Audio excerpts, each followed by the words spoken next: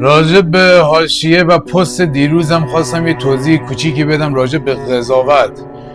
اینکه یه سری از آدم‌ها، انسان‌ها اومدن به خود من گفتن که این دختر رو قضاوت میکنی. آقای آیسان اسلامی هم یه سری خرابی‌ها و یه سری انتقادات بدی داشت.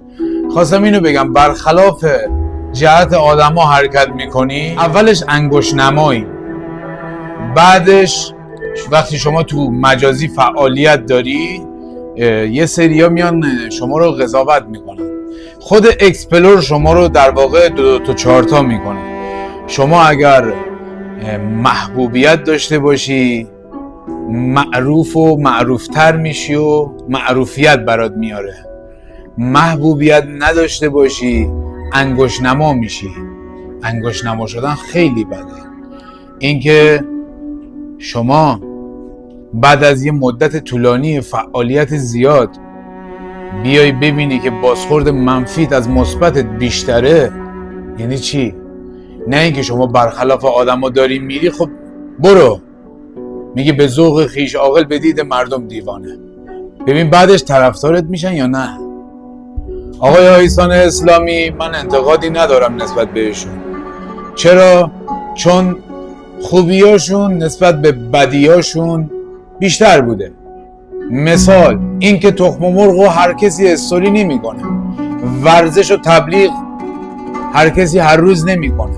این که بیای راجع به خدا، پیغمبری، راجع به درستی، خب مثبتاش از منفیاش بیشتره.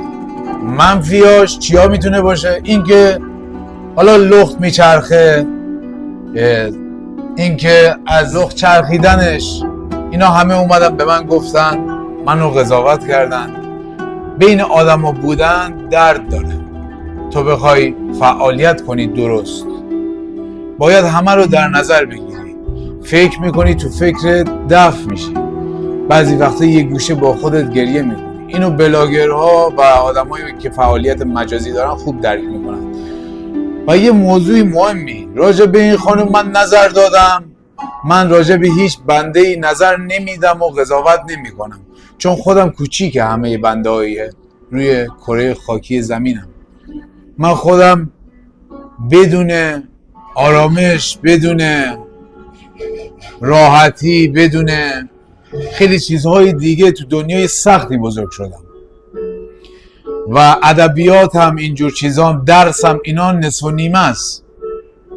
خودم از راه انسان و انسانیت و آگاهی رسیدم به اینجایی که هستم. سواد خودم یاد گرفتم، علم خودم جذب کردم. خواستم بهت بگم که توی مجازی بیرون مرز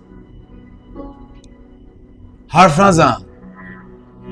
راجع به بیرون مرز حرف نزن. من نسبت به این خانم قضاوت کردم، درست گفتم، چون چندین بار من تو اکسپلور این خانم رو دیدم. راجع به مردان چیزهای قشنگی نذاشت. نه این که من مرد باشم به جنمم برخورده باشم. بستر اینه که مردان ما، تو اگر شرایط کشور خارجی که هستی و بهتر از ایران میدونی، پس نباید مردان زنان ایران رو مسخره کنی. تو اگر اونجا راحتی هرچی هستی برای خودتی، تبلیغ چیزی رو نکن که حسرت دیگری بشه. این قشنگ نیست. توضیح کامل اینه هر انسانی کامل نیست. برای یک انسان 1000 قضاوت وجود داره. اینکه تو یه روز چاق میشی میزنن به شکمت میگن آی چاق شدی، یه روز لاغر میشی میزنن رو دوشت میگن آی معتاد شدی.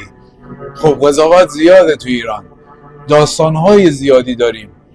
سعی کن راه درست و تولید محتوای درست کنی. خانم سیمین بود، درسته؟ کاری با این چیزا نداریم. آیسان اسلامی منفیای خودش هم داره. این خانم منفیاش بیشتر از مثبتاش بوده تا الان.